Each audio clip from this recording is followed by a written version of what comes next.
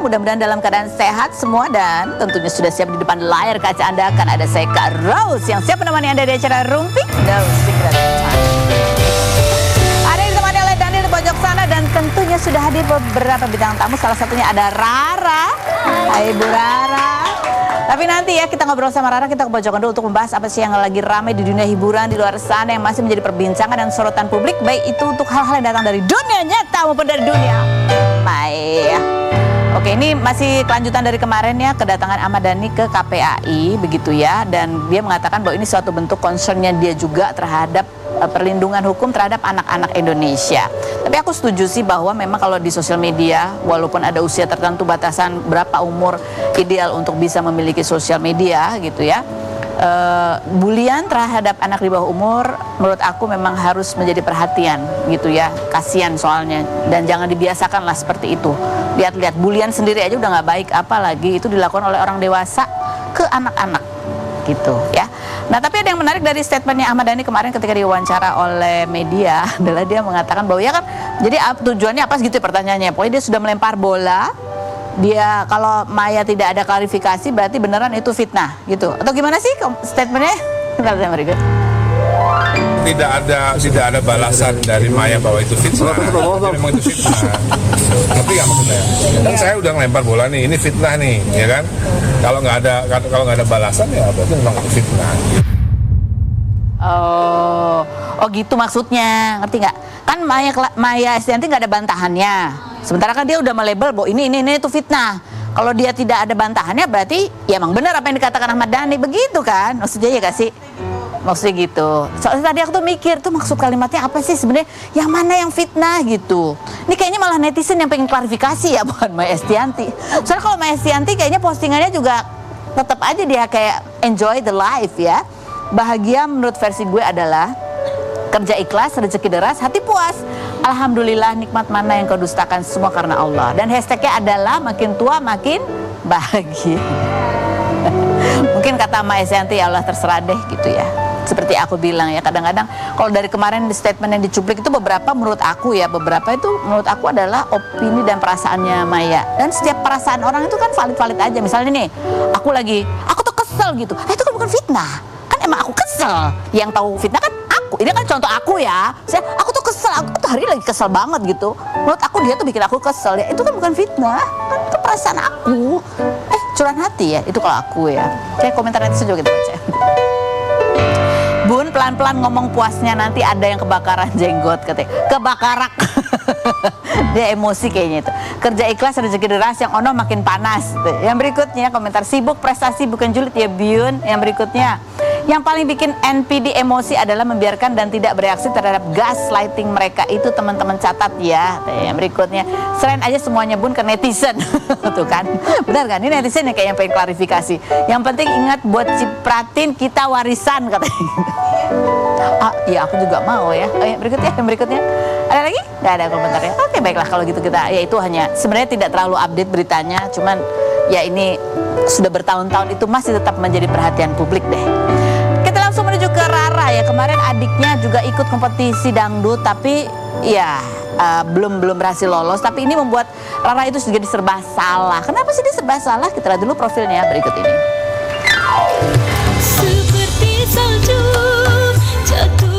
Tiara Ramadhani atau Rara, pedangdut kelahiran 2001 yang mengawali karir sebagai juara 2 ajang menyanyi dangdut pada 2018 ini. Juni kemarin, adiknya Arya Saputra mengikuti audisi ajang menyanyi dangdut, di mana Rara mengaku menahan diri untuk tidak membantu sang adik latihan hingga memilih kostum lantaran tidak mau pilih kasih.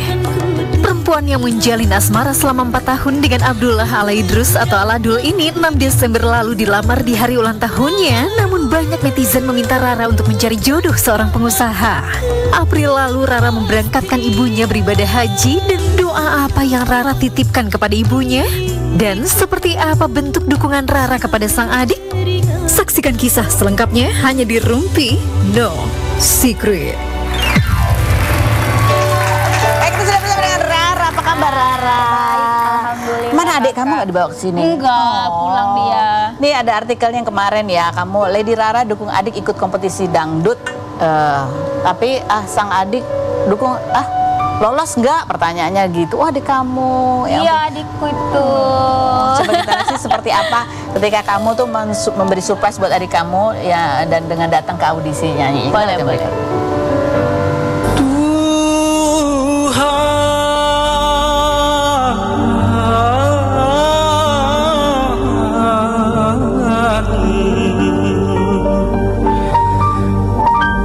Tolonglah hamba-Mu.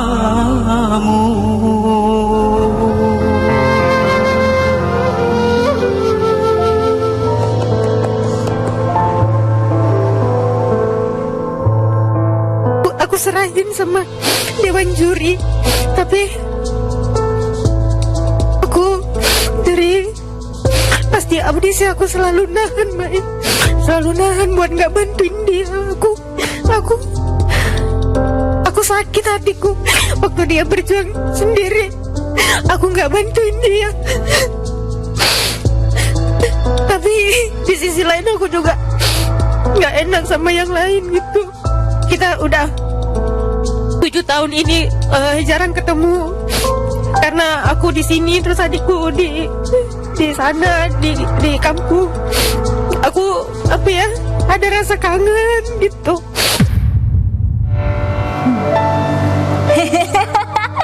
Astagfirullah. Ya, kamu masih berasa sedihnya gitu. Apa sih yang bikin kamu paling sedih pada momen-momen itu? Sebenarnya sedih itu karena gimana sih kalau kita lihat keluarga sendiri pengen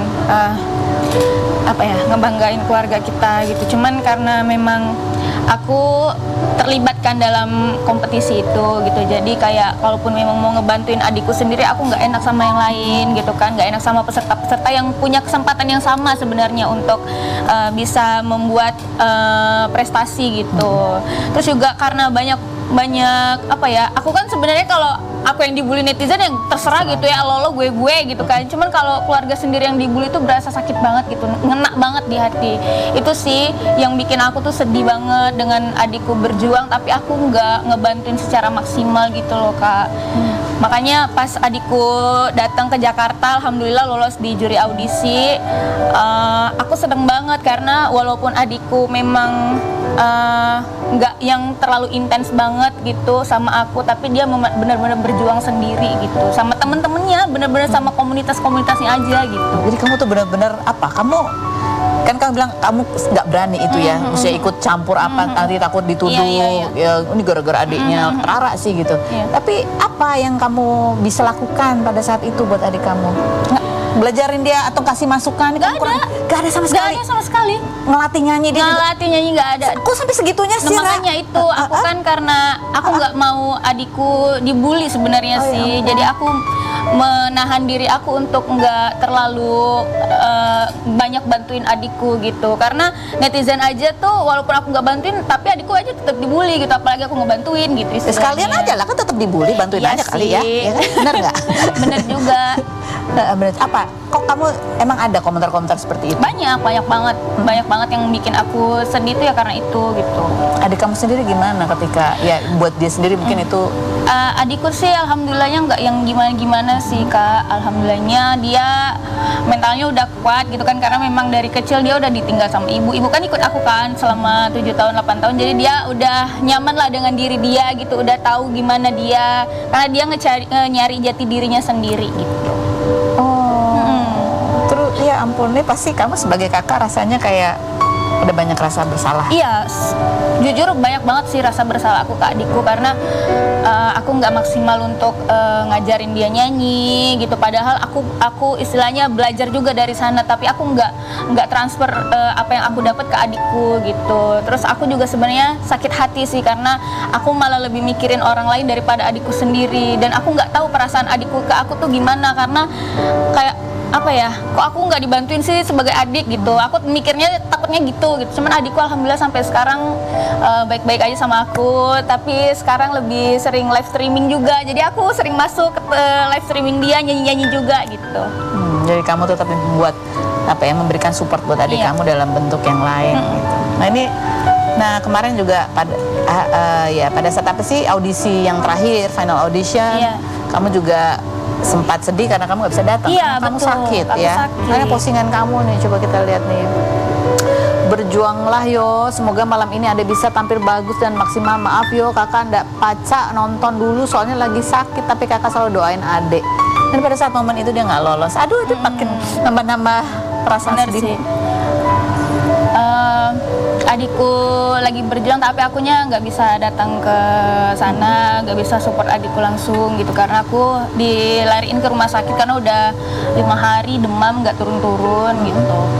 Terus pas dengar kabar adikku nggak lolos tuh sebenarnya ada 2 rasa nih yang aku rasain, ada rasa sedih tapi juga ada rasa senang sebenarnya.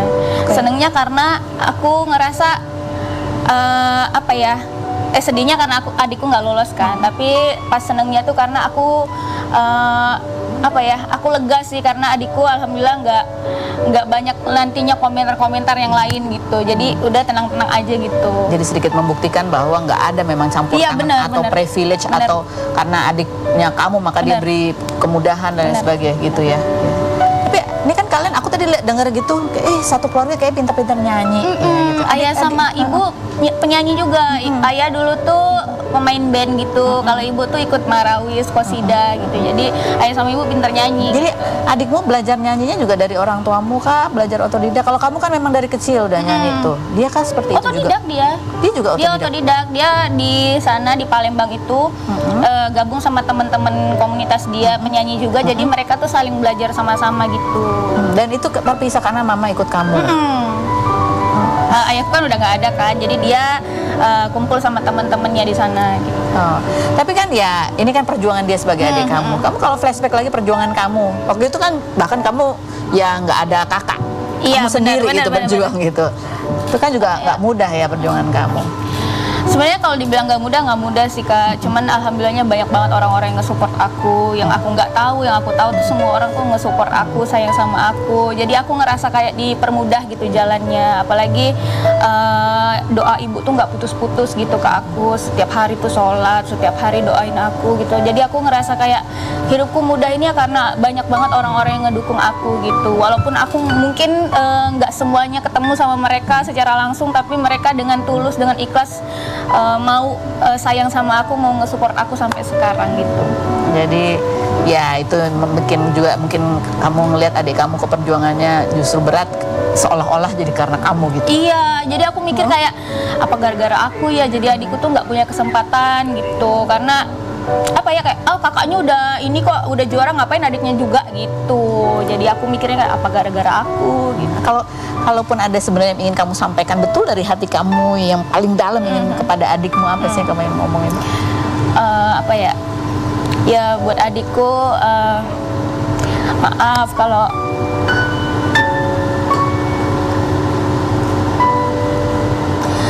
mungkin selama ini aku nggak maksimal dan belum jadi kakak yang baik.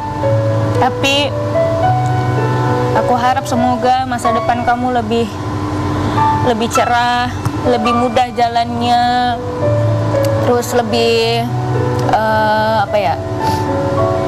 Lebih banyak orang-orang yang sayang gitu. Walaupun kakak sama ibu di sini nggak menemani secara langsung, cuman kakak dan ibu pasti selalu doain adek, semoga adek sehat terus juga segala langkah perjuangannya pasti insya Allah dipermudah sama Allah gitu. Dia mau kuliah, jadi kemarin dia bilang Kak, aku mau kuliah boleh nggak? Katanya ya boleh. Aku bilang ya udah kuliah aja daripada di sana nggak ngapa-ngapain gitu kan, karena adikku kan sering-sering ikut tes gitu, tapi ya nggak lolos juga gitu. Jadi aku kayak ngerasa perjuangan adikku kayak berat banget gitu. Tes apa?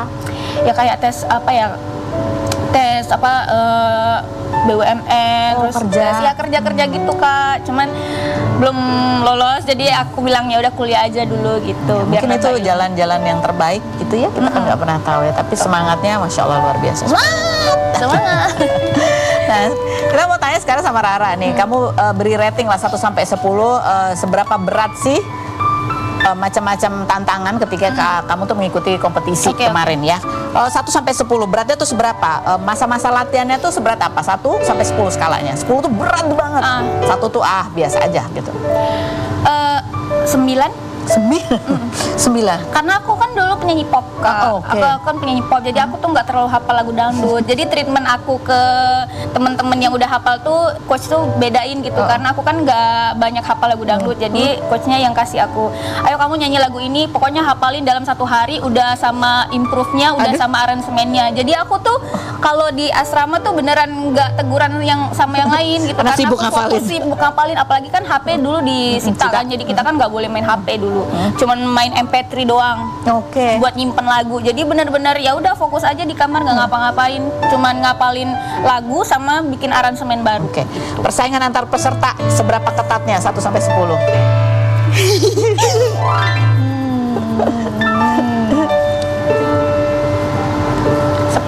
10 ya. Bagaimana perjuangan untuk menjaga kesehatan fisik dan suara? Aku ya happy aja sih. Happy. Kalau menjaga kesehatan mental berapa? Aduh, jaga kesehatan mental tuh 10 sih. 10 berat ya. Oke. Berat banget. Suasana kamu apa ya melawan homesick di karantina? 10. 10 berat juga ya. Iya. Mendengar komentar para juri. Waduh, itu sih. 10 juga. 10. Kalau ketika mendapatkan tantangan dadakan di atas panggung tuh berapa Nah. kesulitannya? Kalau dadakan tuh 9 lah. 9 ya. Oke. Masih bisa lah itu ya. Masih oke lah. Oke. Menghadapi komentar netizen. 1 itu. Oh 1. Tapi perjuangan real yang lain itu yang lebih berat. Banyak, Oke. Ini untuk mental sendiri, apa yang berat dari tantangan mental tuh apanya sih? Ya mental apa ya? Latihan kebut.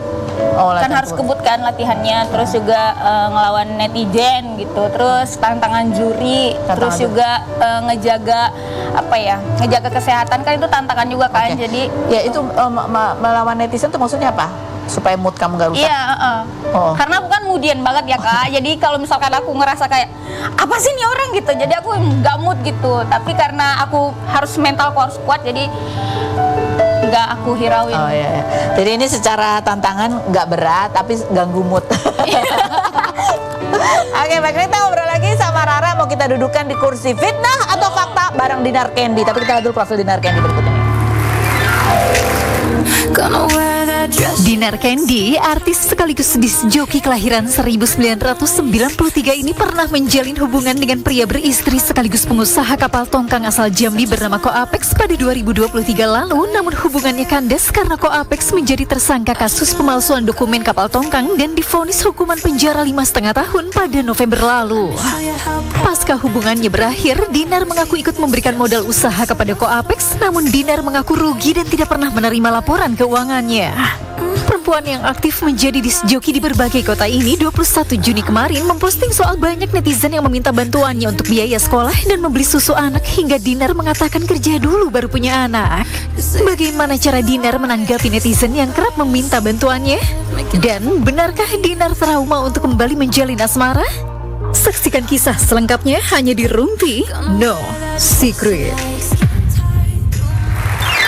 Oke, sudah ada Dinar Candy di sini bersama Rara, duduk untuk menjawab pertanyaanku dengan jujur apa adanya. Apakah pertanyaanku ini jawabannya fitnah atau fakta? Fitnah atau fakta, Dinar Candy? Oke. Bahwa kamu berharap duit kamu yang kamu sertakan sebagai modal usaha bareng Ko Apek itu bisa balik semuanya. Fitnah atau fakta? Fakta dong, harus balik semuanya. Cuman malah dia sama mama tirinya Ko Apek disangka matre katanya. Padahal itu duit kamu. Duit aku lah. Duit aku lah. Masa aku matre? Iya, aku aja orang jauh bawa modal, masa orang dekat nggak modalin. Ya kok kamu bisa kan Ko Apek kaya, kok kamu bisa modal kamu ikutan di situ? Enggak, kalau seseorang ya atau pengusaha mau sekuat apapun, kalau terkena kasus itu tetap goyang. Oh, jadi kamu bantuin pada saat lagi goyang itu? Iya, gitu. Berapa MC MM-an? AMM-an Astaga. 5.500. 5.500. Oke, lanjut Rara, fitnah atau fakta? Bahwa kamu sebenarnya berharap pernikahan kamu sama Aladul segera dilaksanakan karena kalau kelamaan takut terlalu banyak godaan yang membuat ragu. Fitnah atau Yes. fakta? Fitnah. Oh, fitnah. Jadi pengen segera atau enggak? Enggak. ngalir aja sih. Enggak. Aku nggak yang kayak buru-buru banget nikahin aku, enggak. Enggak punya target ya, jalanin aja. Jalanin. Enggak ada kekhawatiran ntar tiba-tiba ada apa berubah di tengah Kalau jalan. memang nggak jodoh ya udah gitu. Santai aja ya. Santai aja. Woles bro. Boleh so. Gitu ya kalau cewek punya penghasilan gitu ya. Iya lagi. Iya kan? Oh, soalnya ternyata udah 4 tahun ya. 4 tahun. Lama juga. Kalau kamu berapa lama waktu itu sama Ko Apek, Dinar? Ya Allah, 8 bulan. Ya kan kasusnya 2 tahun. 8 bulan penuh kasus tapi. Dinar, Vita atau fakta? Kamu tuh sebenarnya temenan sama Lisa Mariana, tapi kemarin-kemarin nggak berani speak up, nggak berani apa-apa, posting kasih dukungan apapun nggak berani karena kamu takut dibully juga. Fitnah atau fakta? Enggak bukan nggak temennya kenal di kenal. sosmed, cuman Oh, kenalnya di sosmed. Iya ketemu tuh belum pernah. Oh. Pas dia udah viral tuh, Baru. terus dia tuh ada nge-DM aku minta dukungan. Cuman kataku aku nggak kenal deket sama kamu. Nah terus Jujur ya dia. terus pas abis aku tuh kemarin kan sempet kayak ya DM-an sama dia pas aku mau latihan boxing. Dia dari tempat boxing katanya mau boxing dia ya kan. Terus pas aku mau pergi makan ya ikutlah, ayo kita makan ya, terus bikin konten, terus langsung aku sama ibu-ibu, ngapain sih Dinar kamu sama Lisa? Ya kan enggak, aku lucu aja sih lihat dia kan pas aku scroll ngakak ngikik sendiri sebelum tidur kan. Kayak misalkan ani no, simpenan yes, aku ngakak ngikik sendiri. Aku nggak apa-apa buat lucu-lucuan aja. Dinar, ya kamu bilang katanya udah lama kenal dia di sosmed. Maksudnya Sosmed. kenal di sosmed tuh gimana? Jadi kan ada kayak misalkan influencer atau selebgram yang seksi-seksi gitu. Dia tuh memang ada. dulu itu bagian Dari termasuk dulu, juga. cuman ketemu langsung secara Baru real sekarang? tuh belum pernah. Cuman kayak suka nge-like, dia tuh suka nge-like postingan aku segala macem. Oh, itu temenan di sosmed. Gitu. Jadi sering ngeliat profile tapi nggak Iya, pernah tapi nggak pernah ketemu. DM juga nggak pernah. Nggak pernah, cuman kayak komen-komenan aja gitu. Oh, ini sama-sama influencer yang image-nya suka pakai baju Image-nya seksi. seksi. Oh. Coba seperti apa sih videonya Dinar bikin konten sama Lisa Mariana yang kemudian dimarahin ibu-ibu, kita lihat berikut. Bestie ternyata. Sahabatan. Komentar netizen coba kita lihat bunyinya. Satu circle ternyata, nggak heran sih. Dih, kok ditemenin sih katanya gitu. Yang berikutnya, Teh Dinar, atuh jangan ikutan katanya. Yang berikut, gue pas lihat Dinar Candy temenan sama Lisa jadi males liatnya katanya gitu. Oh, ya yang berikut. Udah Lisa, mending lu ngelawak aja kata gue mah. Ternyata emang Dinar Candy juga terhibur ya dengan Nggak terhibur aja sih, kayak kadang-kadang kan kita lagi mumet lagi apa. Aku sih terlepas dari kontroversi segala macam itu Nggak ikutan itu nggak urusan ikutan dia. lah. Aku cuman apa statement dia itu kayak nggak dipikir gitu loh, kayak Kamu serius? lucu. Kamu ngomong nggak ke dia? Kamu ngomong, mesti kamu Enggak, ngomong. aku depan dia bilang kayak, "Hei Lisa Toren," gitu, nggak marah dia. Iya, terus dia nggak marah, dia ngakak ngikik juga. Ya udah berarti orangnya nggak baperan Orangnya santai. gitu. Udah kayak gitu aja. Lanjut Rara, fitnah atau fakta? Yo, kamu dulu pernah hampir dikeluarin dari sekolah gara-gara kamu pernah mukul teman pakai gesper karena kamu dikatain biduan pada saat itu. Fitnah atau fakta? Aku nggak tahu temenku inget apa enggak ya, cuma aku masih inget karena habis dari situ keluar peraturan nggak boleh pakai gesper.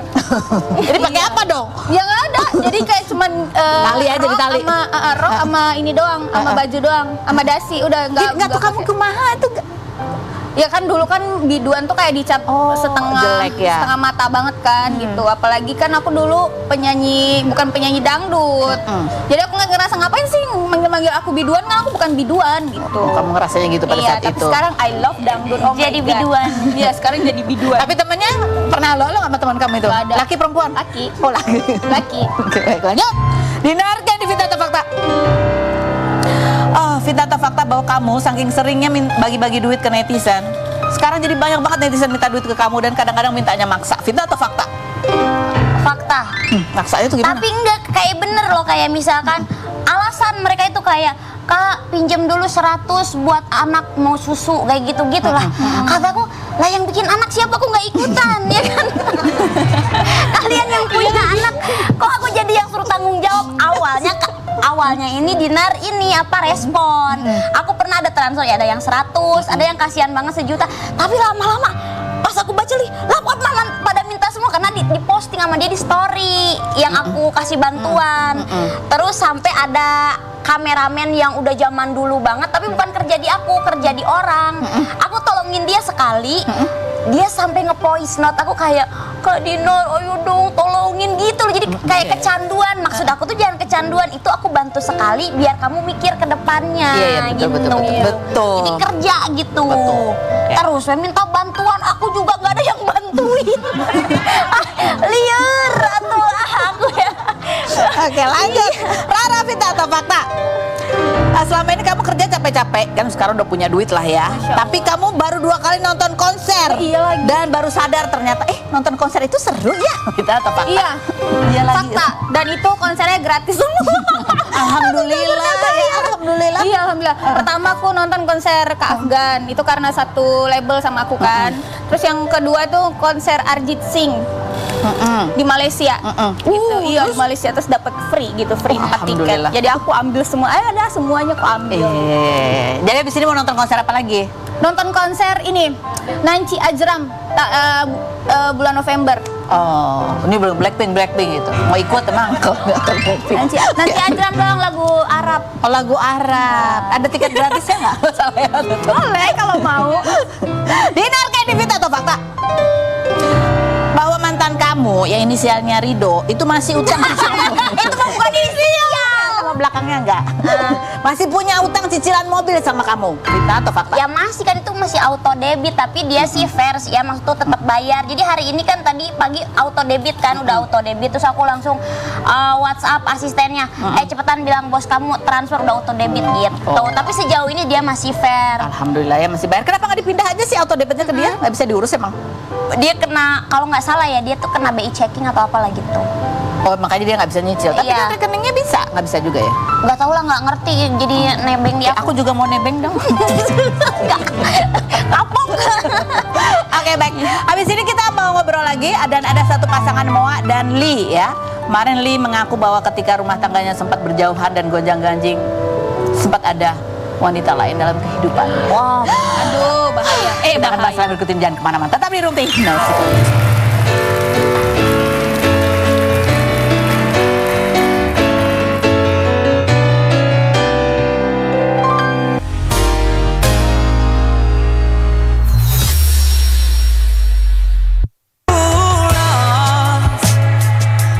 Lee Jong Hun, artis sekaligus presenter kelahiran 1986 yang merupakan mantan personil boyband hits bersama Irwan Chandra dan Ferdinand Kwok ini menikah dengan Moa Aim, mantan istri Irwan Chandra pada Desember 2017 dan dikaruniai 2 anak serta 2 anak dari pernikahan Moa sebelumnya yang sedang kuliah di Korea Selatan dan SMA di Amerika. Moa yang menemani anaknya sekolah di Amerika tahun 2024 hingga membuat Lee merasa kesepian, kerap bertengkar dan hampir bercerai ini mengaku kalau dirinya pernah menemui perempuan yang selingkuh dengan sang suami setelah beberapa kali membaca chat mesra mereka. Seperti apa cara Lee Jong Hun dan Moa membangun kepercayaan setelah masalah perselingkuhan? Dan bagaimana cara mereka menjaga pergaulan anak-anaknya yang sekolah di luar negeri? Saksikan kisah selengkapnya hanya di Rumpi No Secret. Oke, baik, kita sedang kembali bersama Moa dan Lee. Ya, pink-pink sekarang ya. Kadang-kadang hatinya juga sedang berbunga-bunga. Tapi kita mau tanya soal ini. Lee selingkuh dan nyaris bercerai, Moa tetap memaafkan. Kita pernah wawancara kamu waktu kamu pulang November kan? Dan Kan dulu ngakaknya enggak ya? Tapi kan udah ada tanda-tanda dari kalimat-kalimat itu tuh sudah menyiratkan gitu ya. Ini giliran cewek ngomong ya betul-betul lah ya. Laki-laki kan diem semua kan.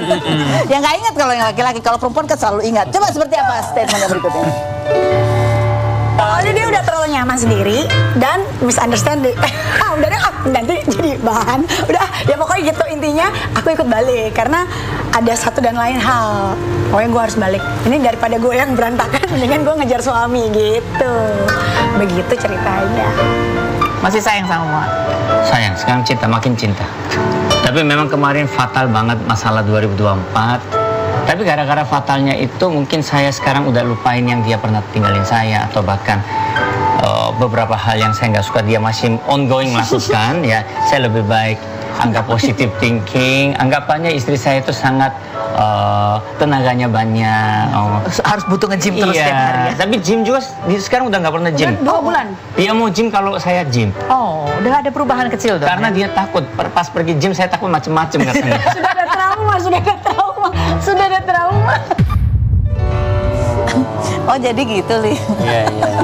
Ya makanya sekarang kalau nggak gym bareng, misalnya saya di rumah, dia nggak pernah pergi, dia di rumah. Jagain kamu. Nah, itu kejadiannya pas dia lagi di Amerika. Di Amerika, betul. Terus dia pergi 2 bulan, 2 bulan setengah lah setelah dia pergi. Mulai saya sibuk kerja, mulai deket gitu. Oke. Terus kamu kan sempat bilang bahwa ya kesalahan kamu fatal pada saat itu. Sehingga ya ketika kamu menyadari, jadi kamu juga akhirnya mampu memaafkan hal yang membuat kamu sakit hati yang Ya, dilakukan ya, oleh ya. Moya itu meninggalkan kamu. Jadi kan kita masing-masing manusia kan pasti punya, Punya dong salah.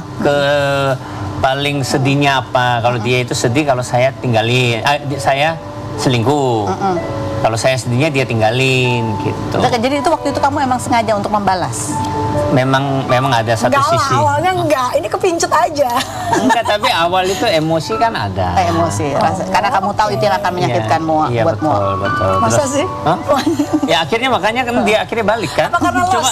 nggak, saat itu saya itu mungkin lempeng, terus mungkin dia masih di sana. Masa sih? Memang dianya kan for good ke sana sebenarnya kan. Oh ya ampun. Ya, tapi karena ada masalah itu ya memang Tuhan itu baiknya apa? Dia dikasih masalah itu buat Dia beresin. kembali.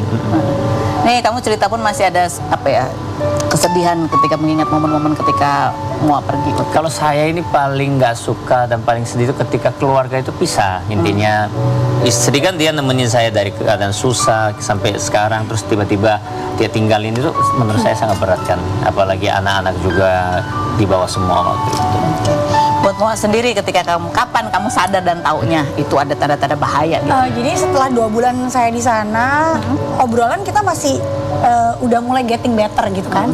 Tapi mulai bulan masuk mau ketiga itu kayak kok ada something wrong, kayak feeling aja. Tapi biasanya ya feeling aku tuh 99% tuh bener, selalu bener. Dan dia nggak pinter bohong. Jadi dia nutupin gimana aja kok. Padahal kita beda jam ya. Saya pagi, dia malam. Jadi tapi kok kayak ada yang nggak beres. Mulailah dimunculin, memang kayak Tuhan tuh kayak munculin gitu loh. Mulai nggak beres tapi nggak pernah mau ngaku dong, namanya cowok ya kan. Akhirnya kayaknya nggak bener deh, kayaknya lebih baik aku kembali untuk merebut suamiku daripada hilang, daripada aku merelakan hilang gitu. Jadi ya udah balik deh. Kayak itu agak aneh juga buat kamu ya, menurut aku loh ya. Kamu pergi udah tuh. Nggak, jadi Terus sebenarnya tiba-tiba begitu ada arah bahaya pulang. jadi sebenarnya kepergianku juga karena aku awalnya ada silent treatment sama dia. Jadi kondisi rumah tangga kita baik-baik, tapi sebenarnya dalam hati kita berdua itu tidak baik. Aku coba ngomong sama dia, ayo kita cari psikolog atau pendeta sekalipun. Dia bilang, ngapain, orang psikolog juga belum tentu hidupnya beres. Nah kan jawabannya begitu, jadi bingung kan. Jadi akhirnya, jadi mau apa? Ya kita beresin sendiri. Gimana cara beresin? Kan 2 kepala yang berbeda dengan latar belakang berbeda, kita susah untuk menyatukan. Hari gimana caranya? Ini kita mau tanya ya tips kalian sebagai pasangan. Gimana caranya nih? Ini dengan dua-duanya sudah melakukan hal yang paling menyakitkan Iya, buat iya. pasangan masing-masing. Hari kembali untuk, ayo kembali ke track. Jadi kalau buat saya pribadi itu, jadi lebih ngeliat gini, semua orang punya masa lalu, punya kesalahan. Intinya 2 kepala jadi satu itu pasti berat. Adanya komitmen kan. Tapi kalau dua-duanya gontok-gontokan, nggak ada yang mau ngalah, itu pasti rumah tangga pasti berantakan. Harus ada salah satu yang ngalah untuk menuju rumah tangga yang lebih baik lagi. Siapa yang ngalah jadinya? Menurut Anda siapa? No, ini istri, saya tetap istri. Oh iya. Waktu dia pulang kita lagi nggak bagus-bagusnya, lagi hancur-hancurnya, istri tetap doain, terus dia tetap nempel, terus dia tetap usaha, usaha setengah mati sih dia yang usaha. Usaha setengah mati. Kamu melihat dia usaha setengah Oh mati. setengah. Kalau sekarang kok saat itu saya merasa dia nggak usaha, tapi kalau Iya. sekarang saya flashback dia usahanya setengah mati. Dia Apa? doain, dia Kayak apa? doain Contohnya? terus dia berusaha meskipun saya melakukan dosa, melakukan jahat ke dia tetap ngucapin terima kasih. Terus dia peluk saya, terus dia bilang pokoknya thank you kamu udah di sebelahku. Ya udah. Padahal saya udah nyakitin dia tiap hari. Gitu. Kan sebagai manusia apalagi cewek kan pinginnya dia dong yang diayomi dan lain-lain. Kamu menyakiti dia setiap hari apa? Kamu tunjukin itu? Enggak. Dari bahasa.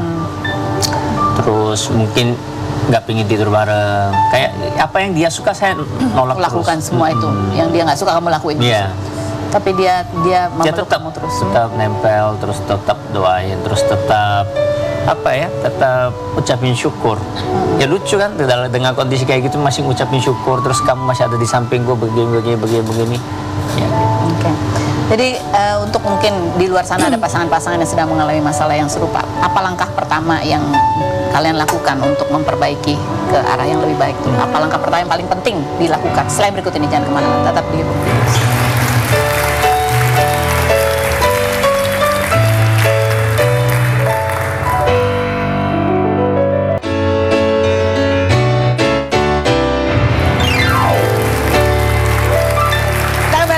Dan kita mau belajar bagaimana cara pasangan ini kembali bersatu setelah sama-sama pernah saling menyakiti gitu kan. Katanya kamu bahkan berterima kasih dan minta maaf ke cewek yang dekat sama Li.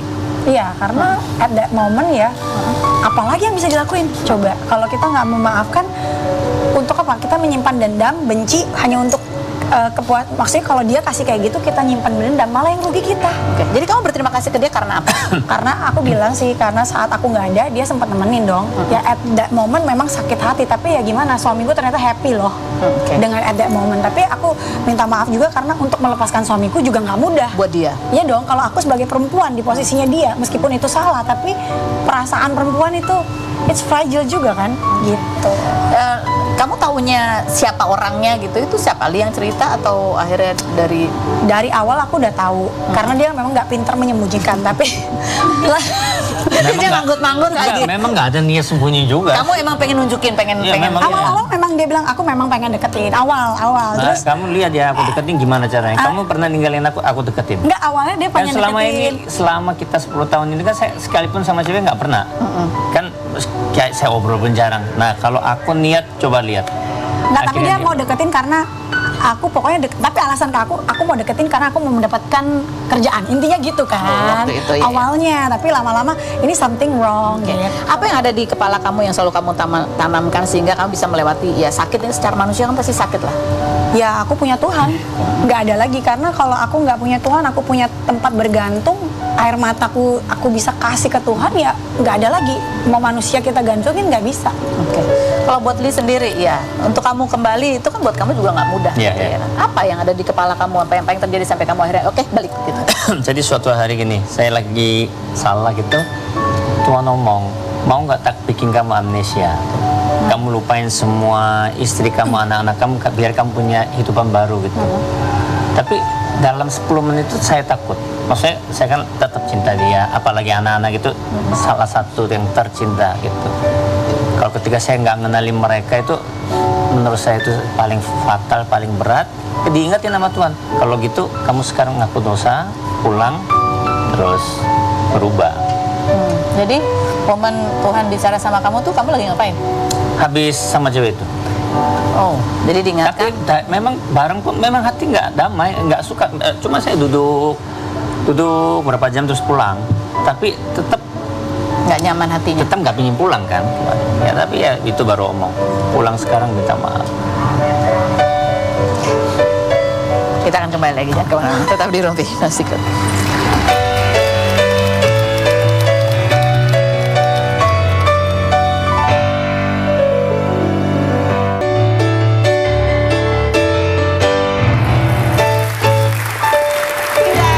Bersama semua bidang tamu kita sudah pegang bendera. Kita mau tanya apakah ciri-ciri cowok berikut ini termasuk green or red? Oke, Oke. termasuk Li ikutan ya. Oke. Kalau cowok yang suka nge-like postingan cewek seksi itu tanda-tanda green or red?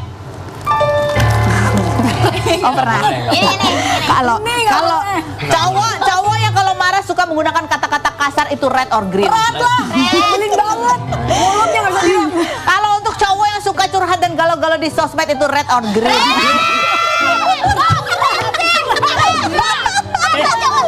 Ada saatnya cowok juga pingin ungkap. Iya. Betul. Tapi menurut aku ada masa di mana lebih baik emang cowok itu curhat galau-galau tuh di sosmed daripada dia curhat galau-galau di satu cewek doang.